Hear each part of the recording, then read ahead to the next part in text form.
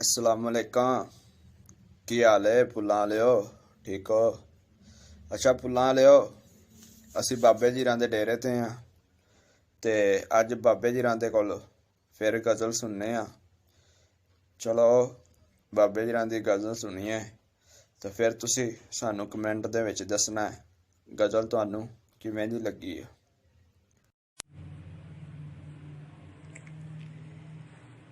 गज़ल समात फरमाइए। गहरे घाव के भरने में वक्त तो लगता है,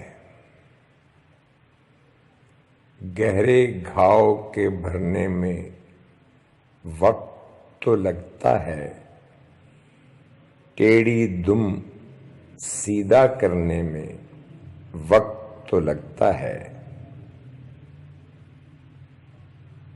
कई नस्लों से मार धाड़ जिनका आबाई पेशा हो, कई नस्लों से मार धाड़ जिनका आबाई पेशा हो, उनको रब से डरने में वक्त तो लगता है।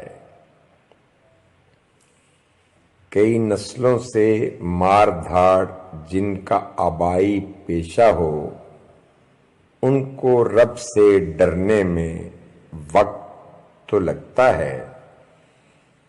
मैं नोशों की मौतें तो लहजों में हो जाती हैं, मैं नोशों की मौतें तो लहजों में हो जाती हैं, चरसी लोगों के मरने में वक्त तो लगता है।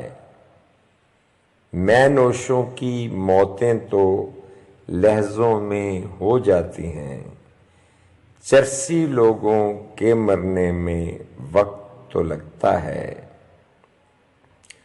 और शेर अर्ज किया है, और यूं कह लें कि बैतुल ग़ज़ल है। नफरत की खाई में बंदा लम्हों में गिर जाता है, नफरत की खाई में बंदा लम्हों में गिर जाता है, प्यार का केटू सर करने में वक्त तो लगता है। बारे दीगर समात फरमाइए कि नफरत की खाई में बंदा लम्हों में गिर जाता है, प्यार का केटू सर करने में वक्त तो लगता है। और आखिरी शेर अर्ज है कि बरसों पहले दफनाया हो जिनको अपने हाथों से,